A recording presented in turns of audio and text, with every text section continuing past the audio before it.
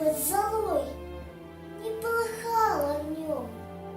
Хоть был, казалось, неживой, дремала искра в нем.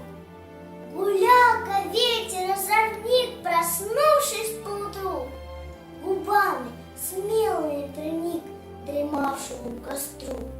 Спросонья задрожал костер, и, разгоняя тьму, он руки робкие простер в объятия к нему.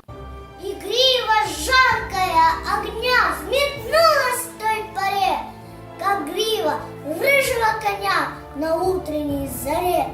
И ветер с ней играл, смеясь, будил ответный жар, огню свою диктуя власть, и вырастал пожар. Он рос и силу набирал без лишней суеты.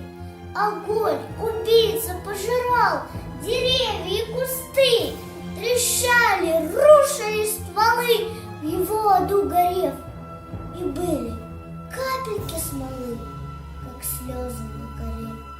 Забыв укромное жилье и с ужасом в душе, бежала в панике зверье, теряя малышей, стараясь обогнать беду, спастись бы самому, и задыхаясь на бегу, и падая в дым. Того виню я в драме сей, тому я шлю укор, кто по халатности своей не загасил костер земли родной, храня красу, покой лесов храня.